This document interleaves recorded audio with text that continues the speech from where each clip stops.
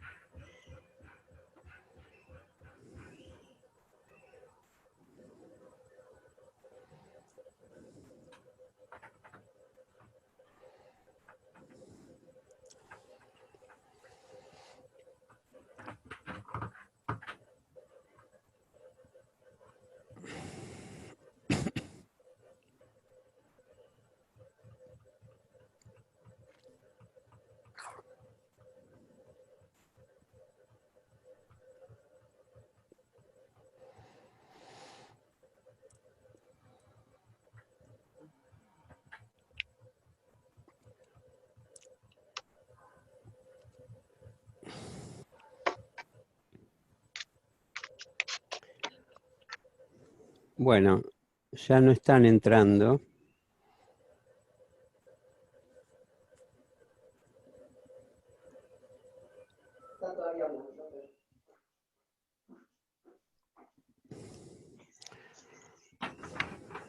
Bueno, podemos empezar. Bien, ¿le das la palabra a Dardo ahí? Dardo, sí, solo se puede dar. Muy bien.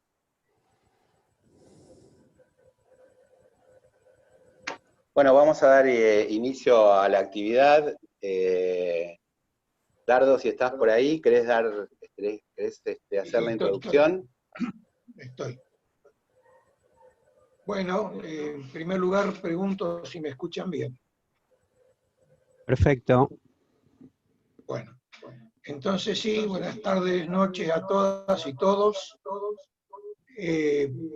Esta nueva actividad del llamamiento se encuadra en un ciclo que hemos sostenido ya durante un par de meses y tiene que ver con una preocupación que hemos tenido en el llamamiento desde hace un tiempo y que ahora recién la hemos podido concretar. Es un ciclo de charlas que tiene que ver con las miradas hacia la historia de los argentinos judíos. Y decimos mirada porque evidentemente este ciclo, que de aquí hasta fin de año no va a poder abarcar la totalidad de lo que es la formación de la identidad argentina judía, pero es una primera aproximación. Seguramente el año que viene vamos a poder abundar mucho más en este tema. En primer lugar, quiero agradecer a la gente del CEIL, del CONICET, que nos ha preparado este ciclo. Es un grupo que se dedica al estudios de los judíos dentro del CONICET. Trabajan en esos temas todos los que van a participar en este ciclo. Y nosotros hemos hecho al principio de nuestra Constitución, hace 5 años, el llamamiento a una discusión muy profunda sobre nuestra propia identidad. Y para los que recuerdan, hubo distintas alternativas en las que fuimos adoptando algunos nombres tentativos, y a medida que íbamos recibiendo cuestionamientos porque no reflejaban realmente lo que la gente sentía, lo fuimos acomodando hasta que logramos entender qué es lo que la gente tiene, siente como identidad como judíos acá en la República Argentina. Y por eso adoptamos el nombre de llamamiento argentino judío. ¿Por qué? Bueno, los primeros inmigrantes que venían acá no tenían mucho para poder identificarse con la nacionalidad o con la Argentina. tenían la aspiración de poder cambiar la vida que llevaban en Europa y poder realizar acá una vida distinta sin persecuciones. Pero su idioma era el yiddish o el idioma de los países que venían, que podía ser el ruso, el polaco, el árabe, y ellos, todo el contacto que tenían con la población argentina era con sus vecinos y los alrededores, los proveedores o los acopiadores que le compraban sus cosechas. Los hijos ya empezaron a tener algunas experiencias distintas porque muchos se fueron a estudiar a la ciudad, y así se fueron dando el paso de distintas generaciones, donde ya nosotros no nos pensamos como diáspora, como judíos diaspóricos, nosotros nos consideramos argentinos judíos. Ahora, eso no fue un proceso lineal que apareció así, sino que fue todo un proceso que lleva prácticamente todos los años de historia de la colectividad argentina judía en nuestro país. Sobre estos temas es que vamos a ir tratando de generar algunas miradas que nos den las pistas de por cómo hemos llegado a ser lo que hoy es la colectividad argentina judía acá en la República Argentina. Y para eso, como dije en un principio, tenemos la colaboración del grupo de CONICET, y que para esta primera charla ha elegido el nombre, digamos, de los distintos estereotipos de los judíos en la República Argentina. Y yo me imagino que cuando estamos hablando de estereotipos es no solamente como nos vemos nosotros, sino como nos ven desde afuera, y eso inclusive hasta en la cultura nacional está reflejado, porque todos conocen los que conocen un poco de la historia del teatro nacional del sainete, sabrán perfectamente de que había una caracterización, posiblemente caricaturesca y con algún tufo antisemita, pero era una forma de caracterizar a los judíos de esa época. Bueno, esa época ya no existe, pero hoy habrá otras caracterizaciones y otros estereotipos de judíos que habitan en nuestro país. Para eso hemos convocado a Daniel Berman y el compañero Pablo Groneff va a hacer la presentación formal del disertante.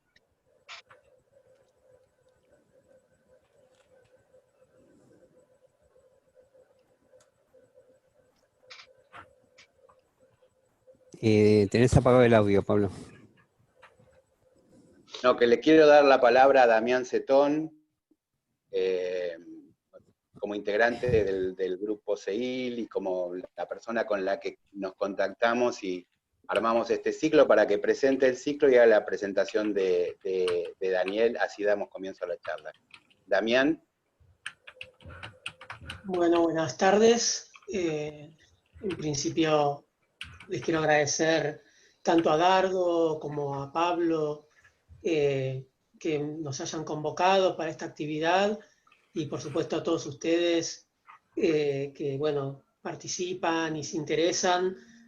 Bueno, en principio es una alegría que haya casi 70 personas participando en esta charla, donde una charla académica, ¿no? En general, muchas veces se nos dice a los académicos o a los que estudiamos estos temas que debatimos solo entre nosotros, escribimos solo para nuestro gueto académico. Bueno, siempre está bueno poder salir de estos guetos y poder comunicarse y también transmitir esto que hacemos, que es investigar, que es estudiar la historia, estudiar la sociedad desde diferentes miradas, y siempre es bueno poder compartirlas y poder transmitir lo que hacemos hacia justamente la sociedad, ¿no? Nosotros todos somos parte de ellas, así que bueno, quiero agradecer en principio esta oportunidad que nos dan también de los compañeros del llamamiento argentino judío, de poder contar también qué es lo que nosotros hacemos y qué es lo que nosotros trabajamos. Sobre esto les comento brevemente que este ciclo va a contar con otras charlas. Vamos a tener una próxima conferencia sobre el uso del Yiddish, la pérdida del Yiddish entre los hablantes porteños de esa lengua. Vamos luego a tener otra conferencia sobre las militancias argentino-judías de la década del 60 y 70. Vamos a luego tener una conferencia sobre las memorias del Holocausto y el terrorismo de Estado en la década del 90, y finalmente una charla sobre la ortodoxia judía y el vínculo entre la ortodoxia judía y el giro hacia la derecha del judaísmo. Dicho esto, paso simplemente a presentar a Daniel Barman. Él es antropólogo, que en este momento se encuentra preparando su doctorado en la UBA. Es graduado de la UBA, de la Universidad de Buenos Aires, y realizó un posgrado maestría en la Universidad Hebrea de Jerusalén. Se ha especializado en identidades, religiosidades judías, inmigración y discriminación. Es docente terciario en ORT y consultor en el Ministerio de Educación. Así que bueno, dicho esto, ya le damos entonces la palabra. Y bueno, reitero mi agradecimiento y bueno, espero que sea productivo y que les guste esta charla y este ciclo. Gracias.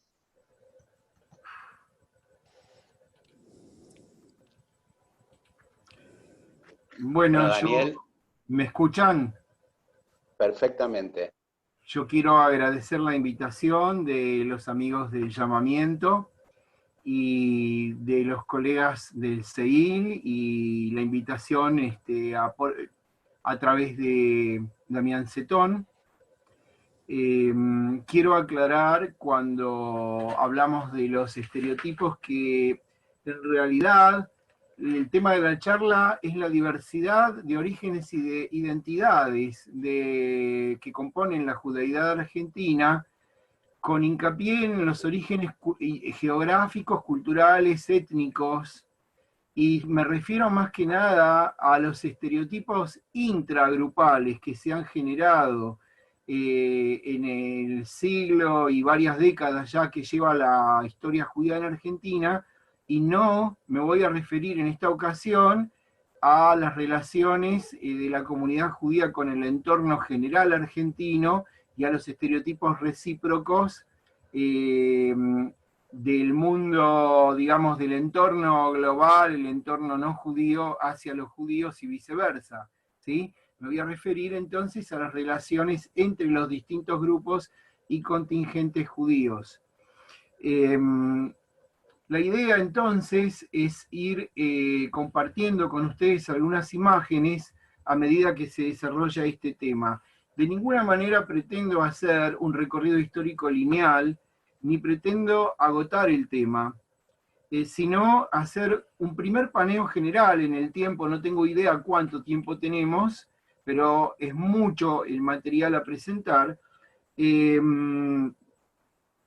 Y está basado en trabajos de campo míos, entrevistas, lecturas, que son parte de mis investigaciones. Paso entonces a compartir. Estamos viendo entonces el PowerPoint. Este es el título: Identidades étnicas judío-argentinas, diversidad y estereotipos. Nosotros vemos aquí el mapa de la dispersión judía, la diáspora judía en la Edad Media, donde vemos dos grupos principales, los llamados sefaradíes o españoles. Sefarad significa España en hebreo. Los llamados ashkenazíes o alemanes. Ashkenaz significaba clásicamente Alemania. A medida que en el orden feudal los judíos de la actual Alemania, Francia, no encajaban o eran vistos como una competencia, se los expulsaba, ¿sí? Y cuando se fue constituyendo a partir del siglo XII-XIII el reino de Polonia y el reino de Lituania, que luego se unificaron, los reyes Boleslao, Casimiro, etcétera, de Polonia y Lituania más tarde, invitaron a los judíos alemanes a Europa Oriental.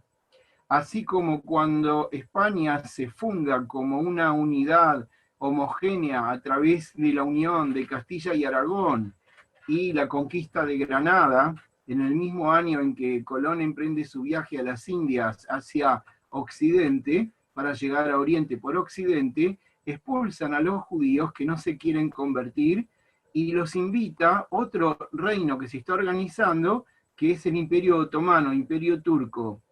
En síntesis, cuando son funcionales a sus sistemas socioeconómicos, los judíos son más que bienvenidos. Cuando comienzan a ser percibidos, ya sea en Europa Occidental como una competencia no deseada por estratos que van emergiendo, como una protoburguesía que va emergiendo, que se los ve como competencia no deseada, entonces se los expulsa y al mismo tiempo son invitados por otros reinos que se organizan, o cuando son vistos como un elemento disonante por una nación que se está construyendo en base a una homogeneidad excluyente, como el reino de Castilla y Aragón. De estos, los Ashkenazim, o Ashkenazíes y Sefaradíes, especialmente después de la Shoah, después del Holocausto, que se ensañó especialmente con las comunidades ashkenazíes, pero también tuvo numerosas víctimas sefaradíes, especialmente en Grecia, Salónica, Sarajevo, Bulgaria, etc. El 80% de la judaidad del mundo actual es ashkenazí, el 20% es sefaradí y de comunidades orientales, llamadas Mizrahim, orientales. En la Argentina se reproduce bastante bien esta proporción. 80% de inmigración judía ha sido ashkenazí, básicamente de Europa Oriental, pero también de judíos de habla alemana, y 20% de grupos sefaradíes y orientales, ¿sí? Básicamente de Marruecos, Siria y el ex imperio turco, imperio otomano. En Estados Unidos, la proporción es 95% de ashkenazíes y solo 5% de sefaradíes. En Israel, en la época fundacional y hasta la década del 80, aproximadamente la proporción era 50% de sefaradíes y orientales, 50% de ashkenazíes. En Argentina se ha dado un proceso de, bueno, aquí vemos ejemplos de dónde provenían los ashkenazíes mayormente de Argentina. Aquí vemos un grupo ya instalado en las colonias santafesinas, en la zona de Moisés Ville, ¿sí? Provenían básicamente de lo que llamamos la zona de residencia. La zona de residencia, y aquí tenemos que aclarar, no existen los judíos rusos. Prácticamente no había judíos, o había muy pocos judíos en Rusia propiamente dicha.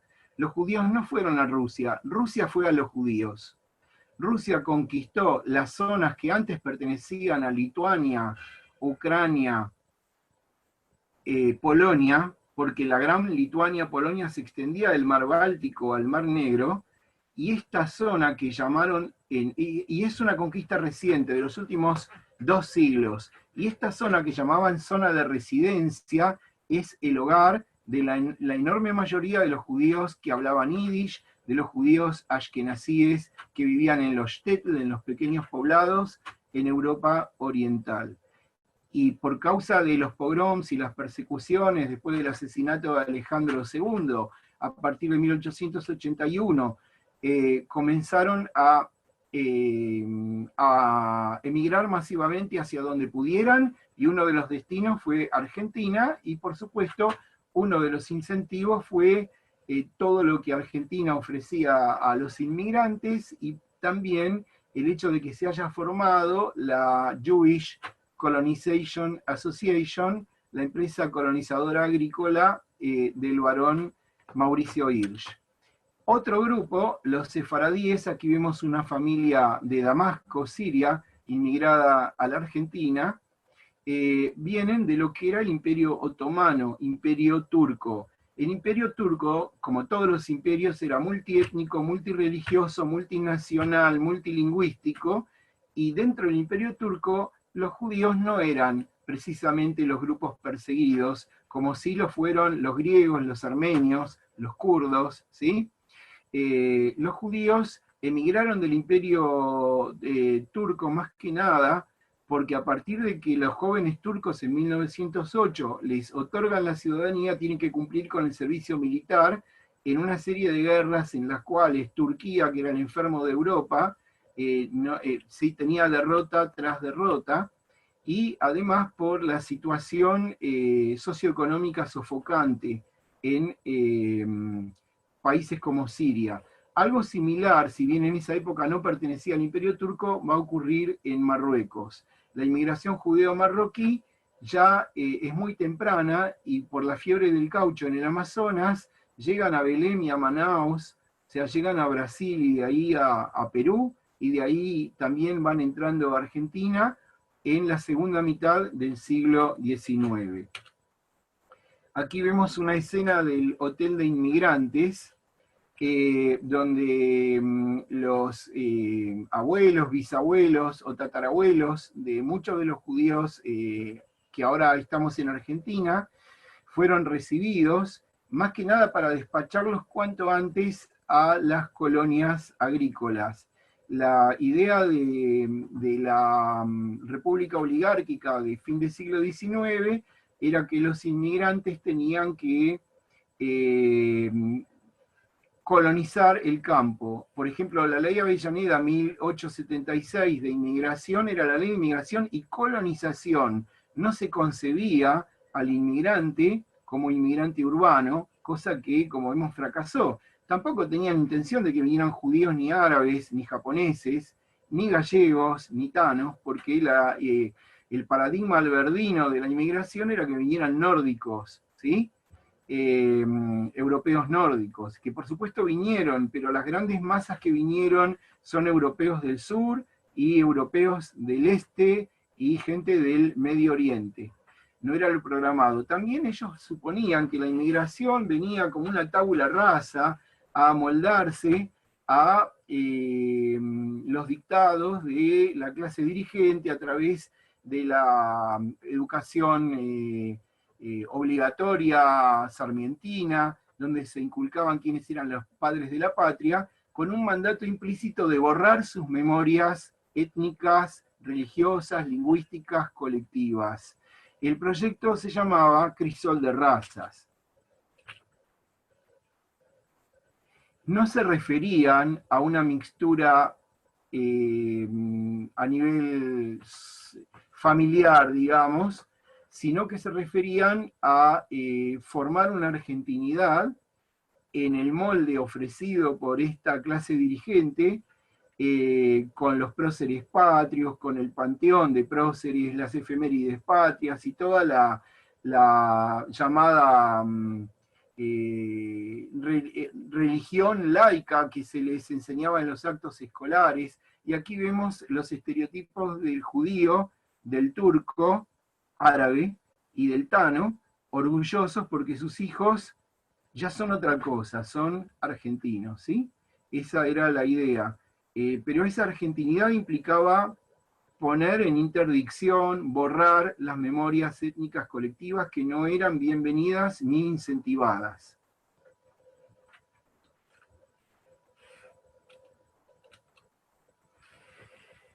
Bueno, aquí tenemos un listado de la diversidad de orígenes de los judíos, un poco por orden de arriba a la Argentina, excepto los sefaradíes, porque los marroquíes, por ejemplo, son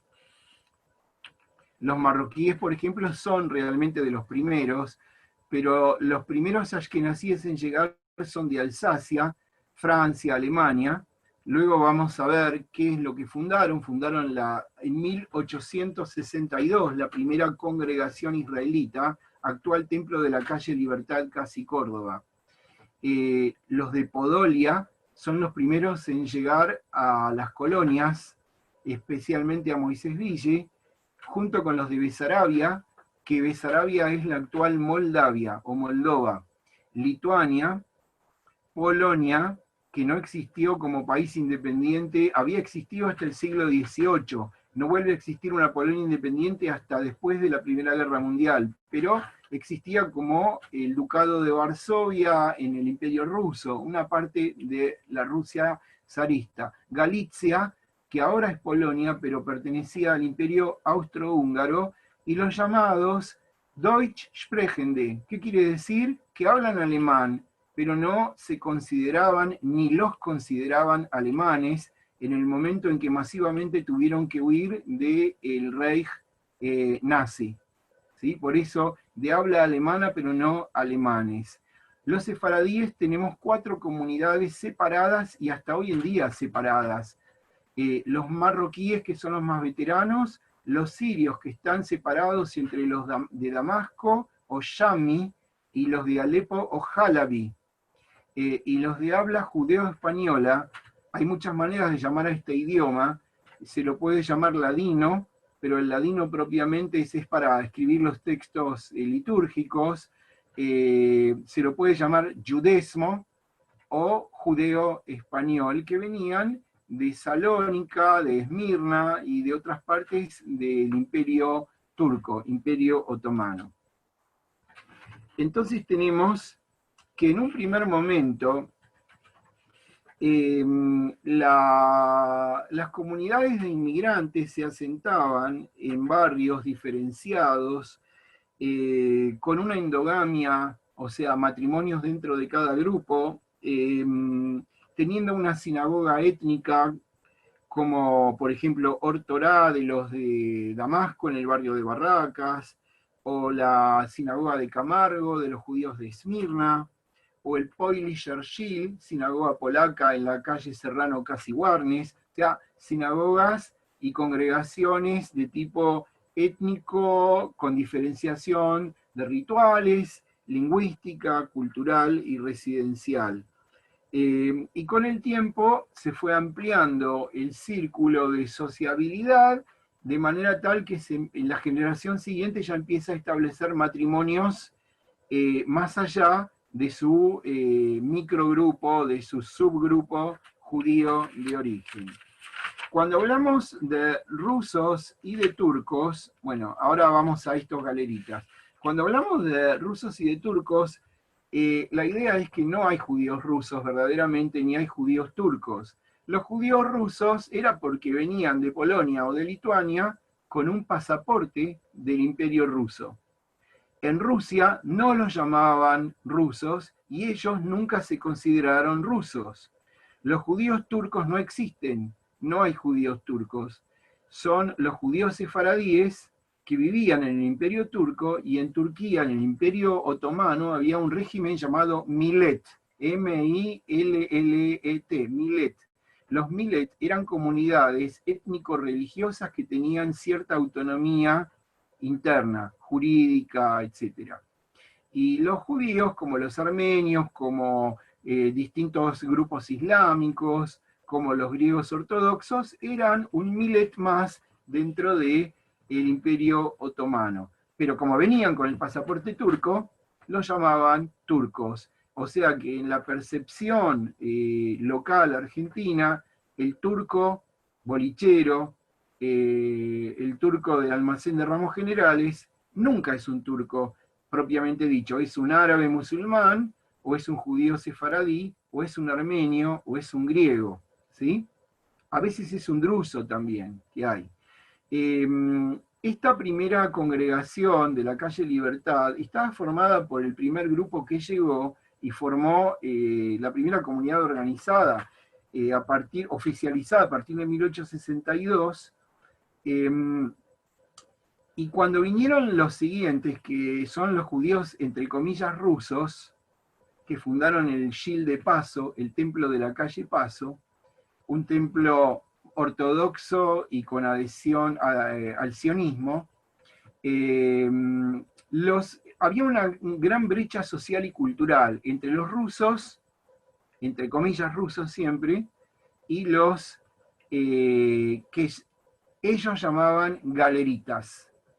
Galeritas porque eran muy atildados, porque era gente muy rica, porque eran importadores, exportadores cerealeros, que llegaron como representantes de empresas europeas a título individual y tenían un judaísmo muy liberal, muy semejante a lo que ahora sería el movimiento conservador o reformista.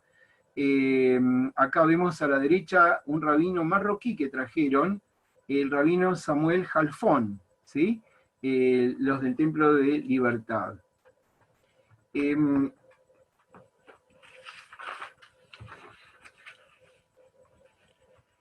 También los judíos de Europa Oriental los llamaban yeques a los alemanes, y los alemanes los miraban un poco como los primos del campo, que los avergonzaban, trataban de ayudarlos, pero que se fueran a otra parte, que se fueran a las colonias. Cuando pasaron por Alemania los fletaron los ayudaron para que vinieran a Sudamérica, no se vayan a quedar en Alemania, y los llamaban despectivamente Ostjuden, los judíos del este, los judíos orientales, ¿sí? En las colonias agrícolas, que se llegaron a ser 25, entre colonias de la Jewish y colonias independientes, que la primera colonia independiente, luego adoptada por la Jewish, es Mosesville, y la primera colonia fundada por el barón Hirsch es justamente Colonia Mauricio, en Carlos Casares, pero la mayor densidad de colonias se dio a partir de la fundación de Villa Clara, Colonia Clara, no Villa Clara, Colonia Clara, Villa Domínguez, en el centro de la provincia de Entre Ríos, cerca de Villa Guay. Ahí se establecieron básicamente colonos provenientes del Imperio Ruso, colonos ashkenazíes, donde originalmente cada grupo tendía a nuclearse por separado, a organizarse en sinagogas propias, con rabinos propios, y los que llegaron primero a Moisesville son los de Podolia. Podolia es una región en torno a la ciudad de Kamenets-Podolsk, en este caso mi abuelo materno, Efraín Lijovich, viene de ahí, y llegaron porque era una zona de frontera y hubo una de las primeras prohibiciones en 1881 fue que los judíos vivan a menos de X cantidad de kilómetros de la frontera. También en el sur del Imperio Ruso, las zonas de Polonia, Jersón, en la costa del Mar Negro, y Besarabia, había habido experiencias ya en la época del zar de fundación de colonias agrícolas judías, o sea que venían con cierta experiencia en el campo. Y como contraposición a los meridionales de Podolia, de Besarabia, estaban los del norte, los litvakes, los lituanos. Los lituanos se creían a sí mismos dismétene. Dismétene significa la crema, la élite, ¿sí? Porque eran urbanos, porque venían de una tradición de estudio en lo que se llama yeshivá, en las yeshives, que son academias rabínicas, academias talmúdicas, y eran muy opuestos a un movimiento carismático, un movimiento pietista, que se llama, bueno, ustedes lo conocen, el hasidismo. El hasidismo surge en el sur de la zona de residencia, surge en Podolia y se expande por partes de Polonia, de Ucrania, pero había una pica muy importante entre los meridionales y los lituanos. Los lituanos eran urbanos y eran academicistas, en cambio los del sur tenían experiencia en los trabajos del campo y eran proclives al hasidismo. Es cierto que estas dos orientaciones religiosas estaban ya desdibujadas, porque los ecos de la Ilustración habían llegado también a las juventudes, por lo menos de Europa Oriental, estaban llegando, y muchos jóvenes judíos vinieron con ideas de izquierda y anticlericales, ya sea comunistas, bundistas o inclusive sionistas socialistas.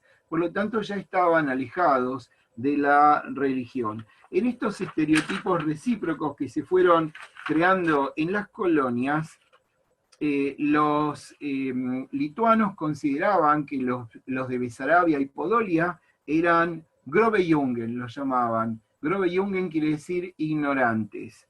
Y en cambio los del sur, a los lituanos, los consideraban cargue, amarretes. Hay una cantidad de chistes que yo he recogido, que no vamos a tener tiempo de contarlos, pero bueno, finalmente se van complementando en las distintas colonias, los del norte más urbanos, los del sur con mayor experiencia agrícola, se van amalgamando, unos enseñan a otros lo que no saben, y todos aprenden de los criollos, aprenden a pialar, a domar, aprenden los trabajos del campo, y se va creando este mix. Bueno, acá vemos fundación de Moisés Ville, en 1889, ¿sí?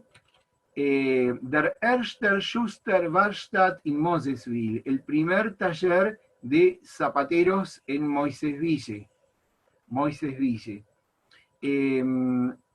Ya vemos, primero vino la invención, como lo llama Judith Freidenberg, la invención de una colega antropóloga que escribe acerca de la invención del gaucho judío, que fue una idealización, un estereotipo inventado por Gerchunov.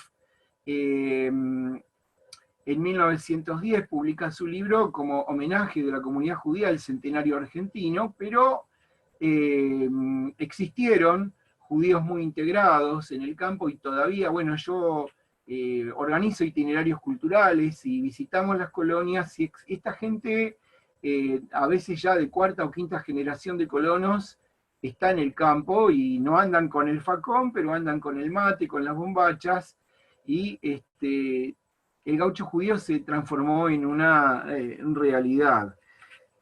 Otro grupo que llegó son los Galizianer, los de Galicia, los del sur de lo que la Polonia actual, pero pertenecían al Imperio Austrohúngaro, por lo tanto los más cultos habían estudiado en universidades en Viena, por ejemplo, y venían con títulos universitarios con un perfecto idioma alemán, y tenemos que mencionar al ingeniero Sájarov, fundador del cooperativismo agrario en Argentina, y el doctor Noah Yarcho, famoso médico de las colonias. Si bien la gran base popular de los Galizianer era realmente gente de oficios, artesanos, pequeños comerciantes, y los demás consideraban, así como consideraban todos y estaban de acuerdo, que los litvakes, los lituanos, eran la élite, porque inclusive el Yiddish normativo, el Yiddish en que escribían Mendele, Pérez, Sholem Aleichem, Pérez, era el Litvischer Yiddish, el Yiddish lituano, ¿sí? El Yiddish de Agutior, no de Agitiur, ¿sí? El Yiddish normativo del IVO, Instituto Científico Judío. Todos también consideraban que los Galizianer estaban en esa escala, estaban por debajo. Los diacríticos lingüísticos, por ejemplo, tenían distintos dialectos, hay distintos dialectos del Yiddish, y por ejemplo, los lituanos llaman a la sinagoga shul. Shul quiere decir una escuela. Los Besaraber lo llamaban shil, pero los de Galicia lo llamaban, en un término más similar al alemán, lo llamaban Klois, ¿sí? Esas son diferencias dialectales. Bueno, la imagen de rusos quedó de todos modos. Aquí vemos en San Salvador, que es una zona de colonias en el noreste de Entre Ríos, en la zona del Arroyo Grande, Avenida de los Rusos, y se refiere a los colonos judíos, ¿sí? Es un homenaje. Y este carro, traído de Europa Oriental, hasta hoy en día se lo llama carro ruso. Y no lo usan solo los judíos, sino que lo usan los llamados ruso-alemanes, que son los Volgadeutsche, los alemanes del Volga, muy numerosos en la provincia de Entre Ríos. Vamos al asentamiento urbano. En el 11 se establecieron judíos ashkenazíes y sefaradíes. Si bien, esto lo vamos a ver, el 11 fue desarrollado por los judíos de Alepo, a partir de la familia de Ezra Teubal, ¿sí? Antes de 1910, el 11 era un barrio de casas, no era un barrio comercial, era un barrio residencial. ¿Qué fue la semana trágica de 1919? ¿Qué tiene que ver con los estereotipos? Acá sí me asomo a un estereotipo generado en el sectores reaccionarios del entorno. Es así, la huelga de los obreros de la fábrica Bacena, ¿sí? De la metalúrgica Bacena, coincidió con las postrimerías de lo que había sido la revolución bolchevique de 1917. Estamos a principios de... Esto fue a fines del 17 y acá estamos en enero de 1919. Por lo tanto, ¿quién trae estas ideas llamadas maximalistas? Los comunistas. ¿Y quiénes son los comunistas? Son los rusos. ¿Y quiénes son los rusos? Los judíos del 11. Por lo tanto, aparte de estos grupos parapoliciales que luego tuvieron actuación en el golpe de 1930, ¿sí? La Liga Patriótica, por ejemplo, estos grupos que se lanzaban a reprimir junto con la policía obreros, también fueron al 11 a hacer el primer pogrom en Argentina, en la Semana Trágica de 1919, matando gente, incendiando, saqueando, rompiendo vidrieras. Es un tema muy tapado por la comunidad judía oficial, ya lo sabrán. Entonces la primera sinagoga ashkenazí del 11 está en Paso Casi y Corrientes, Talmud Toire o Rishono, que significa el primer lugar de estudio de Talmud y Torá, el Shil de Paso, 1894, donde funcionó la primera escuela hebrea judía en Argentina. Los hermanos Teubal vinieron de Alepo con una mano atrás y una mano adelante, y en su libro publicado en 1950, Nisim Teubal, tenemos Ezra Teubal y Nisim Teubal, cuenta cómo ellos empezaron como ambulantes. Después vamos a explicar que hay dos tipos de ambulantes. Están los cuenteniks, que son los ashkenazíes, y están los hamleros, que son los sefaradíes, ¿sí? Ellos empezaron y iban al puerto a comprar mercadería a los marineros y después se dieron cuenta que les convenía importar directamente, sin intermediarios, y después se dieron cuenta que les convenía tener un campo de cultivo de algodón en el Chaco para directamente tener la materia prima, y pasaron de ambulantes a comerciantes y de comerciantes a fabricantes, y fueron una potencia en la comunidad judía alepina. Cuenta Ezra Teubal que así nomás nosotros hicimos el 11, o sea, él lo tiene como una construcción personal, ¿sí? Y se enorgullece de que hacia 1950 ya el 11 era un emporio textil, que tenía fronteras que se iban expandiendo. Luego va a surgir una competencia entre el 11 y Canning, lo que ahora es la zona de Scalabrini Ortiz en Villa Crespo, y luego se abre un tercer foco textil desarrollado por inmigrantes judíos de Polonia en Villa Lynch. Bueno, esto tiene sus años, pero es una escena del 11, y en el 11, por supuesto, el 11 fue un centro de cultura judía. Primero, un centro de comunidades sefaradíes, principalmente de judíos de Alepo, con sus sinagogas y lugares de estudio de la Torá. Pero también para los judíos ashkenazíes, cafés como el Bar León, teatros, ¿sí? Como el Soleil, y lugares donde se representaban obras en yiddish, donde venían troupes de Norteamérica a representar, por ejemplo. Vamos entonces a otro grupo que son los polacos, los Polish. Esta es la Polonia de entreguerras, que no tiene mucho que ver con la Polonia actual, porque todo este sector pertenece a Bielorrusia y Ucrania ahora. En cambio, este sector, que era Alemania, ahora es Polonia. Se corrieron los límites, ¿sí? Los judíos de Polonia emigraron principalmente en la década del 20 por causa del antisemitismo.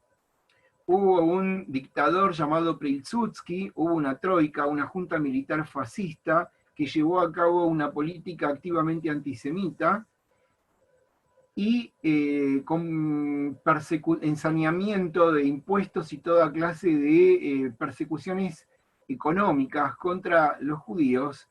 Numerus clausus en las universidades, que más allá de la nota que sacaran los judíos en la Universidad de Cracovia, donde los judíos en Cracovia eran un alto porcentaje de la población, no podía entrar más de un 5% en la universidad de judíos, y una crisis económica muy fuerte, y esto provocó una gran inmigración que no pudo entrar a Norteamérica porque entre 1920 y 1924 Estados Unidos cerró sus fronteras a la inmigración. Por lo tanto, se registra un pico en la década del 20 y primeros años de la década del 30, un pico de inmigración judeo-polaca a la Argentina. Nuevamente, eran judíos de Polonia, no eran judíos polacos. En Polonia no los consideraban polacos, ni ellos se consideraban polacos, salvo una pequeña élite integrada, polonizada. Ellos hablaban yiddish, y vivían en barrios aparte, y vivían en poblados llamados shtetl. Pero al llegar a Argentina, se convirtieron en polacos. Y surge un contrapunto entre dos tipos de judíos percibidos hacia adentro de la comunidad judía y desde la afuera, uno como el ideal y el otro como el indeseable. Ideales serían los judíos entre comillas rusos, los que vinieron a las colonias, que como dijimos no eran rusos, porque coincidía el anhelo, el proyecto argentino de poblar el campo con agricultores, con ciertas ideas positivistas de regeneración social entre los pensadores judíos de esa época, de que los judíos tienen que productivizarse y dedicarse a actividades que no sean el comercio, etcétera, las finanzas. Por lo tanto, eran un modelo los judíos, entre comillas, rusos. En tanto, los judíos polacos, que algunos sí fueron a las colonias, pero mayormente se asentaron en los barrios de Buenos Aires, de Rosario, de Córdoba, etcétera, Montevideo también, eran el estereotipo judío diaspórico, el estereotipo del gueto, el estereotipo indeseable. Y aquí que cuando llegan a la Argentina se encuentran, primero, con que ya no son judíos, sino que son Polish, son polacos para los argentinos y son polacos para sus paisanos acá en Argentina, y que tienen que cargar con la culpa de una mafia que se dedicaba a la trata de blancas, la mafia Tzvinigdal, ¿sí?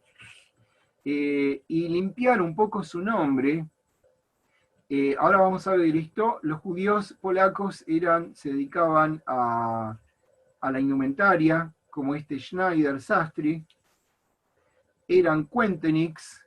Acá tenemos la contraposición entre el cuentenik y el jamblero. El jamblero sefaradí iba con su carga, los cuenteniks viene de cobrar a cuenta, no existía un crédito, pero ellos informalmente van instaurando un crédito que facilita a las clases populares el acceso a mercaderías, a telas, etcétera, que de otra manera no hubiera sido posible. Por eso cuenteniks. Y el jamblero viene después, y encuentra que ya todo ese nicho ocupacional estaba tomado por los judíos ashkenazíes, y el jamblero sefaradí se dedica a recorrer la zona suburbana, la zona de quintas, más que nada. O sea,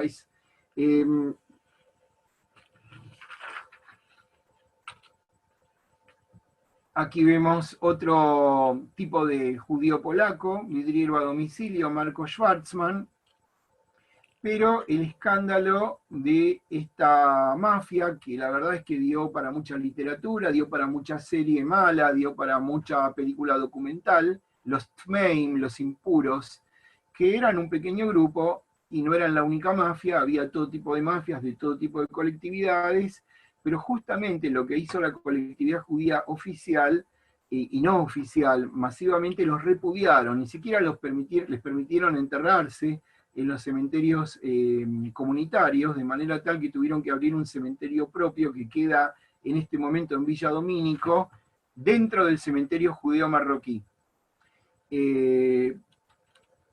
Los judíos polacos entonces, igual que todos los judíos, igual que todos los grupos de paisanos, italianos, españoles, formaron sus centros de residentes, que en yiddish se llaman Landsmannschaften. Landsmann son los paisanos. Landsmannschaften o Vereinen, uniones. Y estaban los de Białystok, y los de Lodz, y los de Varsovia, y los de Vilna, etc. Acá vemos un grupo, y tuvieron que invertir mucho esfuerzo por demostrar el buen nombre y el honor de la comunidad de oriundos de Polonia, y finalmente formaron la Unión Israelita Polaca, el Politischer Verband. La embajada polaca en Argentina, estamos hablando de los años antes de la Segunda Guerra, llegó a pedir al gobierno que haga una marca de quién es judío, porque no querían que se confundan los polacos con los judíos de Polonia, justamente para diferenciarse de los Politische. Bueno, los judíos polacos pertenecían a estratos más populares, eran más seculares, más progresistas, adherían a grupos socialistas, comunistas, el Bund, y dentro del sionismo, el sionismo socialista, eran, como dije, menos adherentes a la religión, si bien a veces encontramos en las investigaciones, en las entrevistas, que gente que era progresista mantenía cierto grado de respeto por las tradiciones, pero tenían las llamadas sinagogas étnicas, ¿sí? Por ejemplo, en Villa Crespo había y todavía hay un Galizianer Schill, la sinagoga de los Galizianer. En Once tenemos el Litwischer Schill, el de los lituanos. El Politischer Schill, como dije, en la calle Serrano. Bueno, varias sinagogas étnicas. Tenemos que hablar ahora de cierta forma de integración que se dio mucho en Villa Crespo, que es vivir en conventillo, donde turcos, tanos, gallegos, judíos, ¿sí?, se iban acrisolando. Acá se va dando a nivel social y cultural el crisol de razas. Esto merece ser leído, escrito por un industrial que quebró en los 90 en Villa Lynch, la historia de el surgimiento de la industria textil y de la quiebra de la industria textil en Villa Lynch por causa de las políticas económicas de los años 90. Villa Lynch en silencio. Inmigrantes judíos de Białystok, Lodz y Bel Hatov. Tenemos que mencionar, cuando hablamos de integración, como estaba diciendo, a Hebel Katz. Hebel Katz, el lituano, compone una cantidad de temas musicales cuya letra está en una especie de cocoliche yiddish castellano. Existía el término sich acriollarse, acriollarse. Vamos a ver si es posible compartir, porque a veces se dificulta, una parte de un tema de Hebel Katz.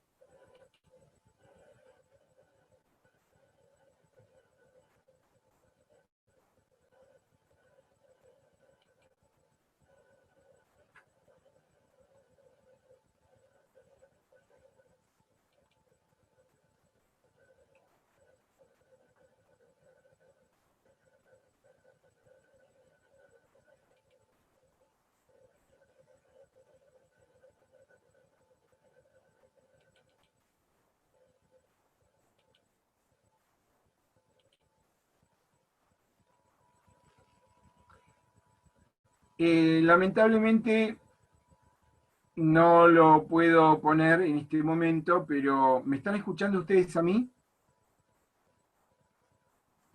Sí, Sí, se escucha bien. perfecto. Sí, Daniel, la Se voz. escucha perfecto, Daniel. Sí, ustedes pueden buscarlo en YouTube. Es el famoso de, por ejemplo, Ich bin zufrieden in Argentina, si Golden Medina, estoy feliz en Argentina porque es un país dorado, pero el problema es que busco un departamento y todos me piden garantías y todos me piden condiciones, bueno, o por ejemplo, Max Alkin que canta que tengo una quinta en Castelar y fin de semana Furi Habeck, bueno, toda esta integración folclórica judeo-argentina refleja este momento de integración de los años 20, 30 y 40 al que me estoy refiriendo. Los judíos de Villa Crespo tenían una gran base obrera y publicaban a veces en yiddish y a veces en forma bilingüe. Por ejemplo, este es en 1937, Boletín de la Unión de Sastres a Domicilio y Talleristas. Wir willen leben von der Arbeit, queremos vivir del trabajo, ¿sí? Y fundaron, reproduciendo en Argentina, las redes escolares laicas de educación judía no religiosa que existían en Europa, como la Tzvisho y otras redes educativas de tendencia sionista socialista, de tendencia bundista y de tendencia comunista, en Capital, Gran Buenos Aires y todo el interior. Trasplantando a la Argentina los modelos educativos de la comunidad judía polaca, especialmente de Varsovia, e imprimiéndole a la AMIA el molde de la comunidad judía de Varsovia. Por eso el impacto de la inmigración judía polaca cuantitativamente fue muy importante. Llegaron a ser el 70% de los 100.000 inmigrantes judíos que llegaron entre la Primera y la Segunda Guerra, y cualitativamente le dieron su impronta, su estilo, a la gran parte de la comunidad judía en Argentina.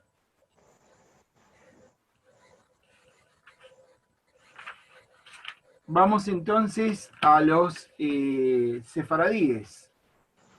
Se los llama sefaradíes, pero en realidad en cada país de África del Norte y del Medio Oriente hay un estrato más antiguo que no es sefaradí, o sea que no desciende de los expulsados de España, pero como todo lo que no es ashkenazí, se tiende a conocerlo como sefaradí. Familia judía de Marruecos, los judíos están en Marruecos desde una fecha, en Argentina, los judíos marroquíes están desde una fecha que es alrededor de 1850, habían llegado antes al Amazonas brasilero por la fiebre del caucho, y más o menos por un goteo van entrando y se van distribuyendo por todas las provincias, por pequeños pueblitos de San Luis, de Corrientes, por ejemplo, General Alvear, en Corrientes, cruzando el río Uruguay, llegan de Brasil y ahí se instala la familia Abitbol, uno de cuyos descendientes, don Isaco Abitbol, es el padre del chamamé correntino. Es un judío, o sea, de familia judía marroquí. El templo, tienen templos desde la época de 1890, pero este templo, que es el de la calle Piedras, casi San Juan, es el más antiguo, el año pasado cumplió un siglo, es el más antiguo que está en pie en la capital federal, no en el país, porque hay mucho más antiguos de 1892 en Entre Ríos y en Santa Fe, ¿sí? El tema con los judíos marroquíes es que como venían hablando castellano, también tienen su propio dialecto que se llama jaqueitía, que es un mix de castellano, español, árabe, hebreo y dialectos marroquíes, bereberes, pero bueno, como se llamaban muchos García, se llamaban muchos Pérez, Fernández, y hablaban castellano y estaban muy dispersos, se indiferenciaron bastante pronto, pero siempre quedó un núcleo que es como más ortodoxo, que es el núcleo que ahora tienen su comunidad en la calle Borges, ¿sí? En Palermo. Aquí, cuando vino Einstein en 1925, visitó, aparte de la Universidad de Buenos Aires, visitó la Hebraica, que estaba recién fundada por los hijos de las colonias, y visitó el templo, que era el de la comunidad judía marroquí. Los judíos de Damasco son llamados Yami, y por motivos que yo nunca terminé, por más que he trabajado investigando mucho con los judíos sirios, nunca terminé de entender, a lo mejor Susana Brauner, si es que está aquí, puede explicarlo, por qué nunca se han unificado institucionalmente los judíos de Alepo con los judíos de Damasco. Los judíos de Alepo se creen, por supuesto, son la élite, y se comportan como la élite y son tenidos por tales, y si bien hacia 1950 la élite judeo-alepina estaba muy en procesos de integración muy avanzada con la élite de la aristocracia argentina, por ejemplo los hermanos Tehual y otros, hubo una reacción en contra. Invitaron a un rabino de apellido Shgebar de de Alepo, y este rabino Shgebar inició un proceso de abroquelamiento en la ortodoxia cada vez más estricta y una retradicionalización, porque por ejemplo hasta ese momento el rabino de ellos era Amram Blum, que era el rabino, entre comillas, oficial del primer peronismo, ¿sí? Era casi un funcionario del gobierno de Perón, Amram Blum. Entonces, bueno, hubo una reacción en contra de semejante grado de integración. Y desde 1953 y hasta la actualidad, los judíos de Alepo, y en parte los de Damasco, están en un proceso de abroquelamiento en el seno de su propia comunidad y de vuelta a las tradiciones, pero también de coincidencia con sectores ortodoxos ashkenazíes, ¿sí? Este es un templo hermoso en la calle Bransen, el templo Or Torah, hermoso, vale mucho la pena conocerlo, tiene un estilo, diría yo, morisco, es una fantasía orientalista, pero tiene una peculiaridad. Ustedes saben que la Torá, los rollos de la Torá, el arca donde está el rollo de la Torá, tiene que estar mirando siempre a Jerusalén, hacia el este. Acá miran hacia el sur. ¿Por qué? Porque ellos trasplantaron directamente el hecho de que en Damasco Jerusalén queda para el sur, y trasplantaron el modelo, y es como que siguen en Damasco mentalmente. Jerusalén sigue quedando para el sur. Estamos acá en una visita guiada de los grupos que nosotros hacemos itinerarios culturales. Aquí estamos en el templo Or Torah, donde por supuesto en todos estos templos hay un sector aparte para las mujeres. Estos son dos rabinos importantes de la comunidad alepina.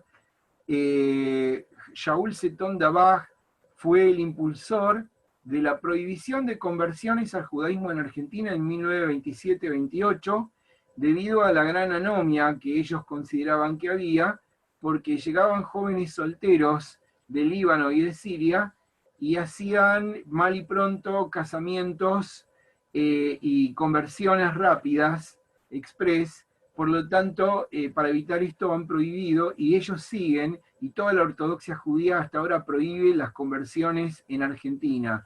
No tiene relación, como se cree generalmente, con la trata de blancas, ¿sí? Y este rabino Shgebar, que falleció a principios de los 90, hacia 1990, 91, si no me equivoco, si no Susana me va a corregir, es el que lideró la retradicionalización de los judíos alepinos. Los judíos de habla ladina, o judeo española, o judesmo, vienen de este sector del Imperio Otomano, Imperio Turco. Recuerden que cuando Fernando el Católico expulsó a los judíos, el sultán Bayazet dijo: qué tonto que es Fernando, que se deshace de sus judíos y me los da a mí. como sabiendo que el aporte de mercaderes, de médicos, de consejeros de la corte judíos, iba a ayudar a organizar el Imperio Otomano, y si bien los turcos no dejaron de perseguir todo tipo de minorías, sin embargo, los judíos siempre gozaron de protección bajo el estatus de Milet, y como dije, comenzaron a emigrar huyendo de la ciudadanización y de las guerras y el servicio militar obligatorio después de 1908 con la revolución de los jóvenes turcos, y venían básicamente de Constantinopla, Esmirna y Salónica. Ojo que también Siria estaba bajo el dominio del Imperio Otomano, pero étnico, culturalmente, lingüísticamente, es otro tipo de inmigración. Fundaron los esmerlíes, judíos de Esmirna, su sinagoga en la calle Camargo, ¿sí?, entre Serrano y Gurruchaga. Este rabino, que había sido rabino en Alejandría, el rabino jefe de la comunidad judía de Alejandría, el rabino Aarón Ángel, fue el rabino de Camargo, y escribe Matilde Gini de Barnatán en judeo español.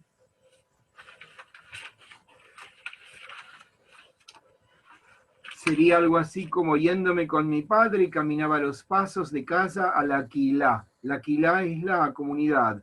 Como cada Shabbat, y las almas subían, arribando a los cielos en la oración eterna, letra de fuego sobre negro, que abría las calejas estrechas de lo humano, yéndome con mi padre, la su mano en mi mano. Y bueno, y termina diciendo: los ecos son que avoltan con sabor dulce y amargo, la chiquez, la memoria, la Quilá de Camargo, o sea, la comunidad de Camargo. Había 3 cafés de los judíos de habla ladina, judeo-española, en esa zona: el Izmir, el café Izmir, el café El Franco, ¿sí?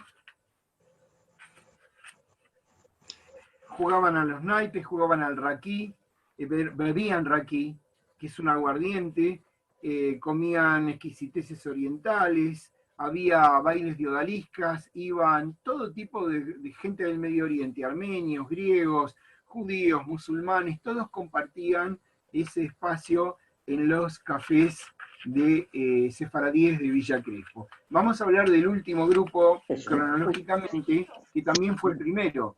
Los primeros fueron entonces los alsacianos, que eran de algún modo alemanes. Alsacia fue francesa, la conquistó Alemania en la guerra franco-prusiana, etcétera, vuelve a ser francesa, vuelve a ser alemana, y ellos, huyendo del nazismo, se instalan en la zona de Belgrano y norte del Gran Buenos Aires, donde había residentes alemanes, había residentes ingleses. Una Jule, mostró yo en la ley. Marcelo, ¿cómo?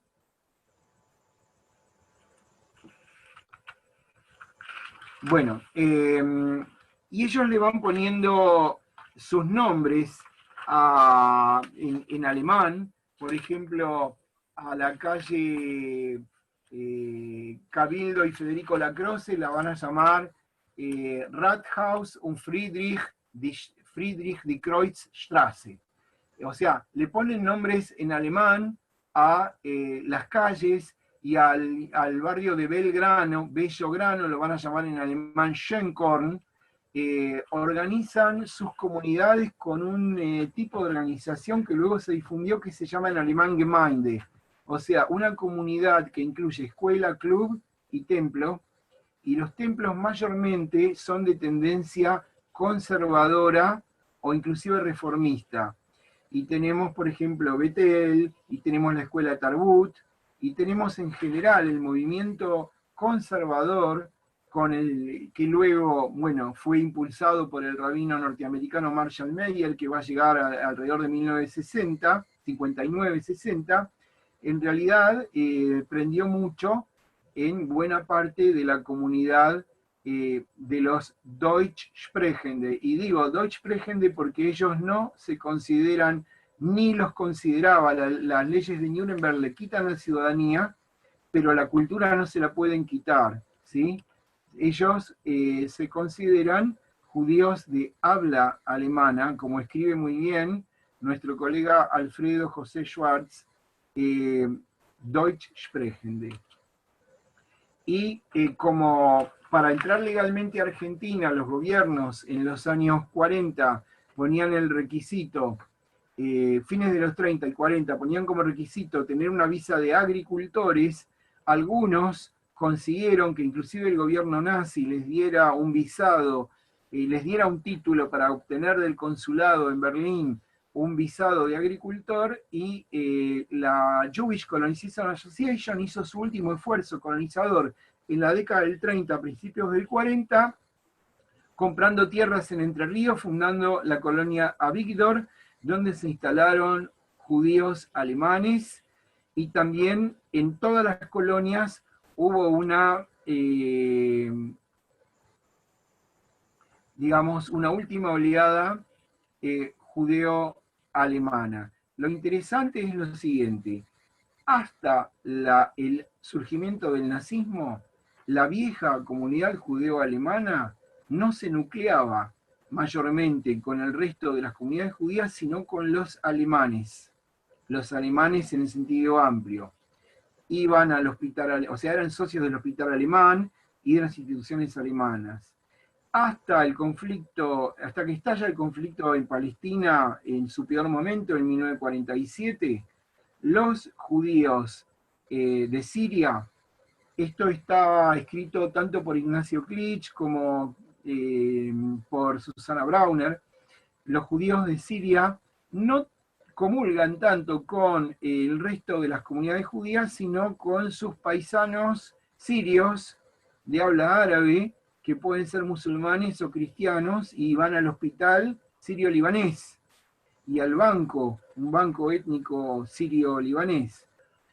Es a raíz de un rechazo mutuo por estos sucesos, y a raíz un poco de evoluciones ideológicas como consecuencia de la fundación del Estado de Israel, que se van nucleando a nivel de élites dirigentes todas las comunidades judías oficiales, ¿sí? Pero no las bases. Las bases de las comunidades sefaradíes, más allá de que hay, por supuesto, todo tipo de situaciones familiares, matrimonios entre comillas rusos y turcos, más allá de que en muchos ámbitos ashkenazíes a los orientales los llaman terken, turcos, y los otros los llaman rusos o los llaman krepsi. Krepsi quiere decir blancos como el apio, viene de la palabra en árabe de apio. Entonces, krepsie.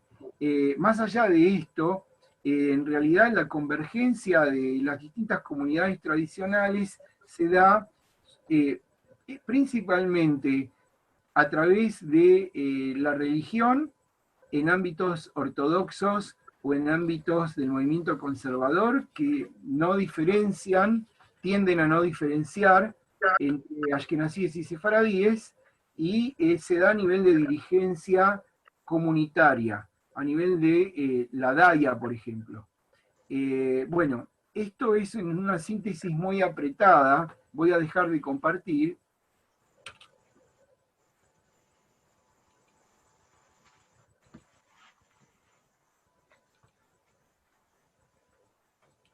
Esto es en una síntesis muy apretada, lo que quería presentar como un paneo donde obviamente no estamos profundizando, no podemos, por la diversidad de comunidades, por la amplitud cronológica de más de 150 años, pero quería presentar el tema. Muy bien, Daniel. La verdad que, bueno, muchísimas gracias por esta exposición. Quería hacer un poco referencia a lo que decía Damián al principio. Y en esta charla queda demostrado que lo académico puede ser muy entretenido. Has mantenido el interés 80 personas durante toda la charla, lo cual no es fácil. Bueno, gracias. Bueno, no, por favor, y si me das un minuto, voy a hacer lugar a algunas preguntas, voy a tratar de juntarlas un poquito, si te parece. ¿Cómo no? Bueno, la primera pregunta voy a ir de atrás hacia adelante. En el Llamamiento Argentino Judío es una organización que, a ver, recoge de alguna manera el legado de esos judíos inmigrantes que vos en algún momento de tu charla nombraste, que llegaron a la Argentina trayendo esas ideas de Europa y que rápidamente se integraron a la vida política, a la vida social, participaron en la fundación de sindicatos, llegaron a tal punto, por ejemplo, que el diario anarquista La Protesta tenía una página en Yiddish a principios en los 1900, tenía una página en Yiddish, pero siempre, digamos, esta tradición o los integrantes, estos fundadores, estos integrantes, eran de la comunidad ashkenazí en general, y digamos, y no aparece en esta historia, o por lo menos en esta historia oficial, no aparece la comunidad sefaradí, ¿no?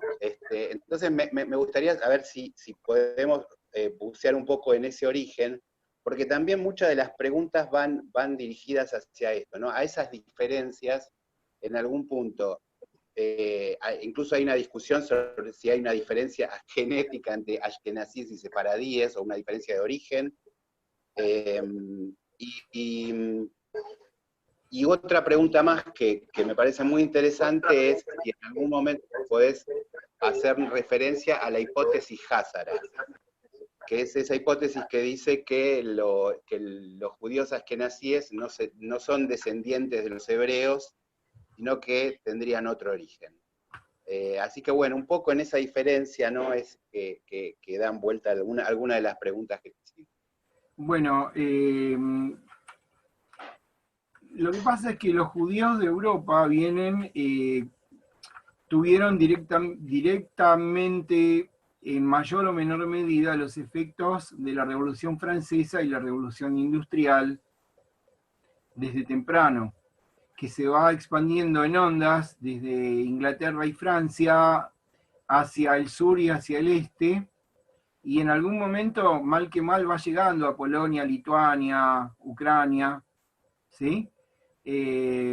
Pero no se puede decir que no llega a Siria ni a Marruecos, pero solamente de manera mínima, tardía, y algunas élites. No es lo mismo. Entonces, las ideas de libertad, igualdad, fraternidad, más tarde, la revolución industrial con la creación, la aparición de una clase obrera, las ideas socialistas, etcétera, la noción de militancia política era ajena.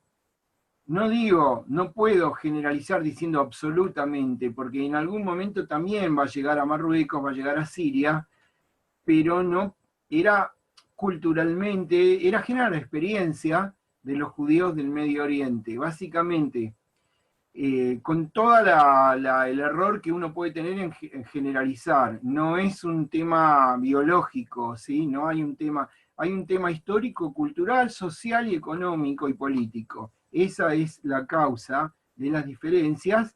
De hecho, cuando a partir de la década del 30 surge el movimiento nacional sirio laicista, que luego desembocó en lo que conocemos como baasismo en Siria, el lema era, me lo acuerdo en árabe, lo vamos a traducir: Bidna wahda asuria islam yahud wa masihia. Queremos una sola Siria de musulmanes, judíos y cristianos, o sea, una idea laicista. Gran industrialización no había, clase obrera tal como se formó en Europa, no. Más tarde sí va a haber militancia comunista, militancia sionista, etc. Pero ese es el motivo. Y es un poco como dije antes, que si se da una convergencia de las distintas comunidades, se va a dar a nivel de cúpulas, no tanto a nivel de bases. Las comunidades sefaradíes, especialmente los judíos de Damasco y de Alepo, siguen siendo mayormente generaciones de comerciantes con relativamente poca concurrencia a las universidades. No es que tanto se desalienta como que, por lo que yo pude conversar, y me puedo equivocar, pero por lo que yo pude conversar, tampoco los jóvenes tienen mucho deseo de integrarse en la vida universitaria. Hay un sentido de unión familiar, de que las generaciones van heredando y mejorando el comercio o la empresa. Están muy abroquelados en el endogrupo. Y por supuesto que hay brillantes intelectuales y psicoanalistas de origen judeo-sirio, los hay, ¿sí? Por supuesto que los hay. Pero digo, esta pregunta creo que la podemos responder en base a estos sucesos históricos que arrancan en el siglo XIX. Ahora, mucho se ha barajado el tema de los casares o kusarim en hebreo. Hay un mito interesado políticamente en delegitimar toda relación de los judíos actuales con la historia antigua judía y con la tierra de Israel, Eretz Israel. Hay un interés ideológico en delegitimar esto, y por eso se agita el mito de los casares o kusarim. Desde 1990 tenemos estudios en genética judía que demuestran que genéticamente palestinos, sirios, libaneses y judíos, tanto ashkenazíes como sefaradíes, tienen el mismo, pertenecen a los mismos haplogrupos de genética, y no sabemos quiénes eran los casares porque no sabemos quiénes. Este reino funcionó del año 750 al 1050. O sea, ¿quiénes son los casares ahora para hacer una comparación con ADN? Sí, por supuesto, el ADN de los judíos ashkenazíes da que por línea paterna descienden del Medio Oriente y por línea materna hay mucho elemento local europeo. Porque evidentemente en el primer grupo que hace más de 1000 años formó el núcleo en el norte de Francia, oeste de Alemania, que luego va a emigrar a Europa Oriental, ese primer grupo era un grupo de emigrados o exiliados oriundos de Israel, o sea, de la tierra de Israel, ¿sí? Que fue tomando otros nombres, y tomaron mujeres locales en una época en la cual no había un procedimiento de conversión, y que informalmente el judaísmo se transmitía no necesariamente por vía femenina, sino masculina.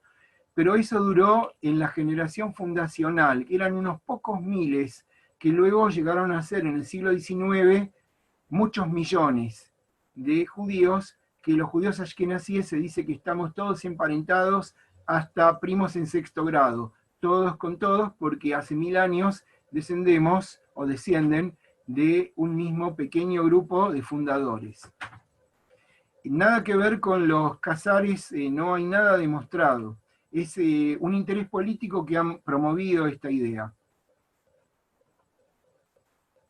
Bien, bueno, muchas gracias. Queda bien contestada la pregunta. Mira, hay otras preguntas. Alguien me pregunta si, además del pogrom de la Semana Trágica, el que vos citaste, hubo otros en la Argentina.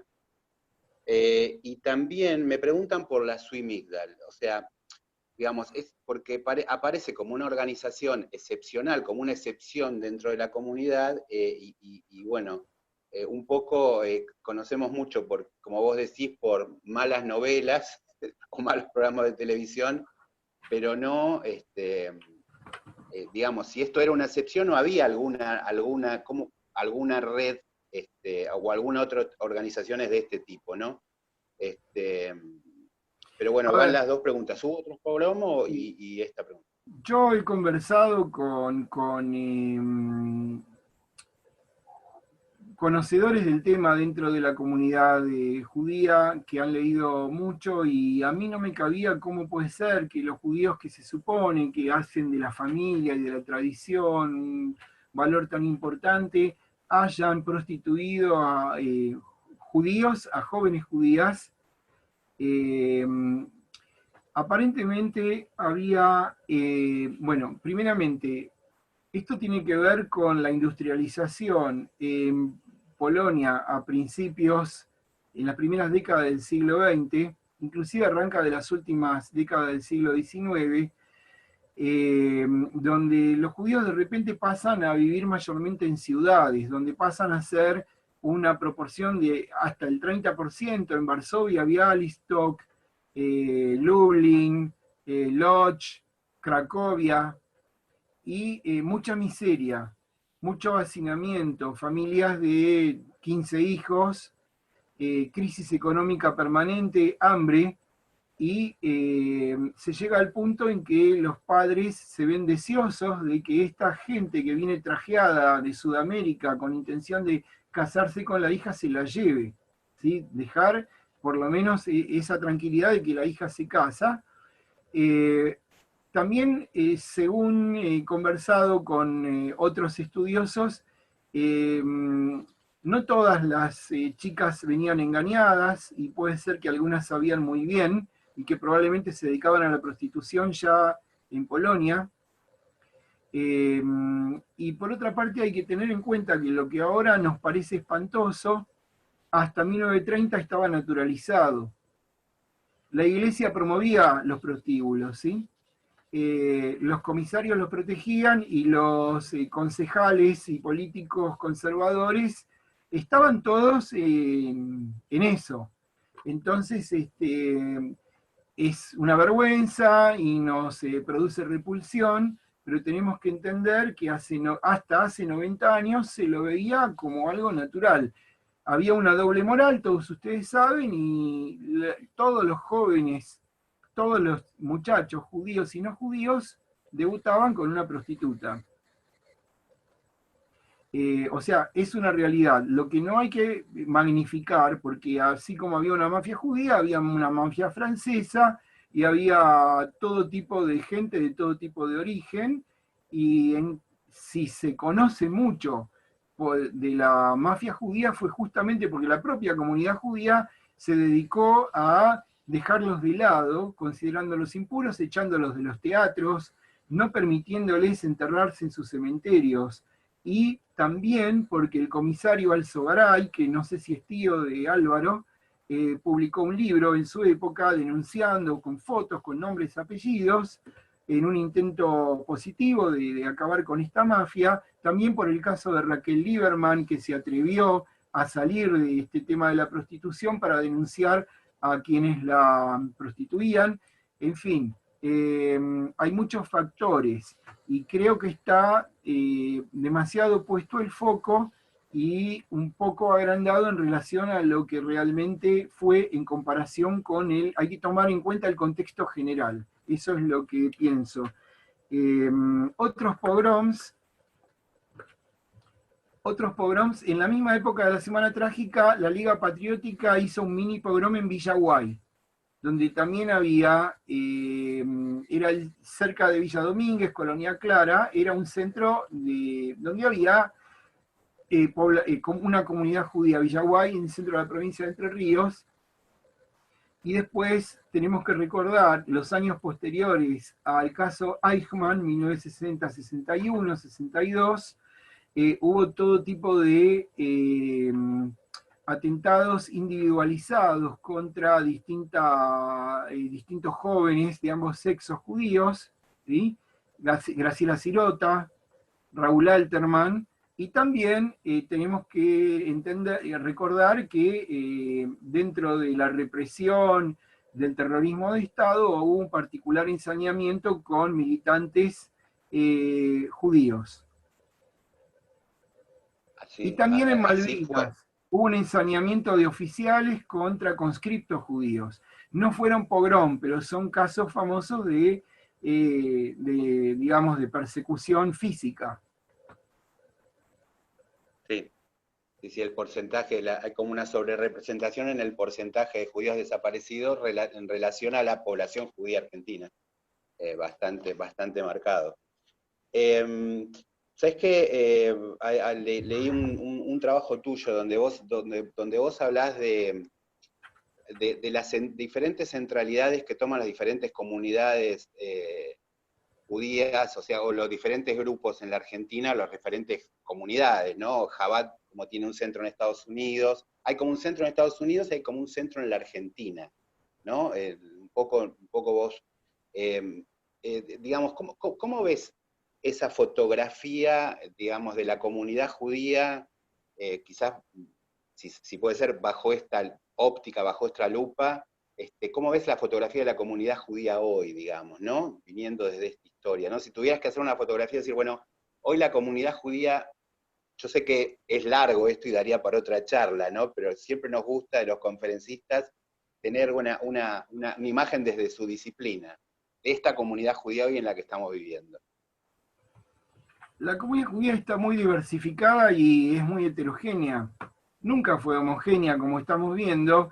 Yo me referí más que nada a una diversidad étnico-cultural, inmigratoria y lingüística, pero de entrada hubo diferencias de clase, teníamos a los galeritas aristócratas y teníamos a los obreros, ¿sí?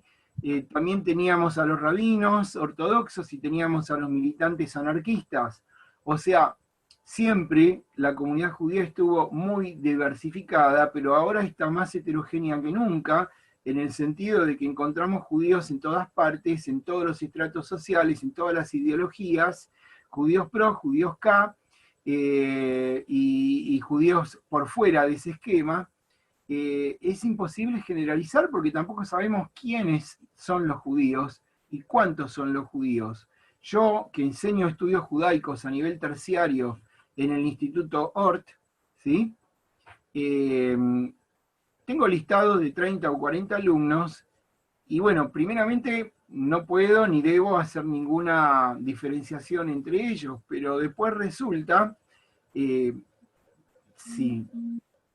me cuentan, que aquellos que por su apellido o doble apellido español, italiano, yo suponía que no eran judíos, en realidad son judíos por la madre o por el abuelo, y aquellos que yo suponía por su apellido que son judíos, en realidad tenían un antepasado, un abuelo, pero ya no lo son o no se consideran, ¿sí?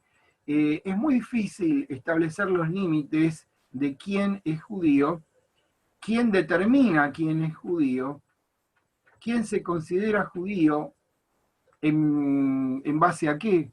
Es muy complicado. Así que no te puedo generalizar. Sí puedo ver una tendencia muy clara en las por lo menos 3 últimas décadas de un aumento proporcional de el modo de vida ortodoxo entre los judíos de origen ashkenazí y también judíos sefaradíes, toda una expansión en la zona del Once hacia el Abasto. Hay un fenómeno, por un lado, de que, bueno, son familias muy numerosas, pero por otro lado de lo que se llama en hebreo Hazara Bitsubá, o sea, una vuelta a la vida religiosa.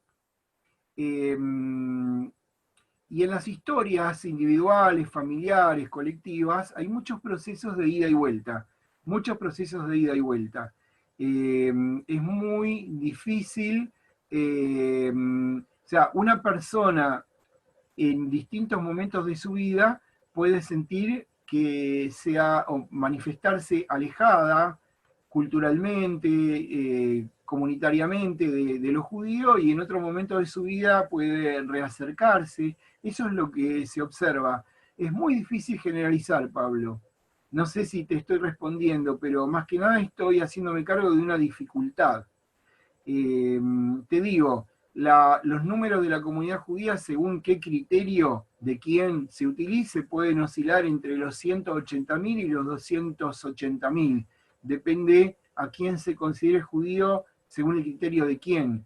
Pero esa es una vara para medir. La otra vara es quién se considera judío a sí mismo. Está entonces la autoadscripción, quién se considera a sí mismo, y la heteroadscripción, a quién se lo considera desde afuera, y está la legitimación, a quién ve su judaidad legitimada por parte de una autoridad comunitaria. O sea, tenemos 3 criterios que a veces coinciden, a veces no coinciden. No sé si me explico. Sí, está. Te explicás y digamos, ahí hay una duda que, entre varias razones, hay una duda que tenemos todos, digamos, ¿no? Porque ser judío también es un poco eso, no estar preguntándose todo el tiempo qué es ser judío. Eso es un poco. Bueno, la verdad que te súper agradezco, la verdad que, bueno, desde el Llamamiento Argentino Judío te queremos agradecer esta charla que fue súper interesante, pero lo vuelvo a repetir, digamos, cómo lo académico puede resultar sumamente entretenido, cómo puede seguir generando preguntas, y también decir que desde el llamamiento, nosotros nos reconocemos en esta historia tan variada que vos estás contando y que tan bien pudiste sintetizar. Bueno, llevamos 1 hora 45 y sostener el interés de tanta gente. Así que bueno, muchísimas gracias. Seguramente te vamos a convocar para otra charla. Así Con que, mucho gusto, bueno, les agradezco mucho. Y bueno, cuando quieran. Bueno, muchísimas gracias. Bueno, gracias a todos los que se acercaron y los que estuvieron escuchando esta charla, a todos la gente, los adherentes del llamamiento y también a todos aquellos que se acercan por primera vez. Sepan que, como contamos al principio, este ciclo de charlas va de formación judía, relativas al universo judío argentino, van a seguir adelante. Así que bueno, muchísimas gracias a todos, nos estamos viendo en la próxima charla también. Muchas gracias. Tenemos para pasar un aviso de las actividades próximas. Tenemos el viernes cine debate con la película Vals con Bashir, y el sábado una charla de la Comisión de Perspectiva de Género sobre los bebés de probeta. El resto de las actividades y el ciclo de charlas va a seguir saliendo por nuestros medios y nuestras redes para que estén al tanto todos en forma periódica. Bueno, gracias a todos.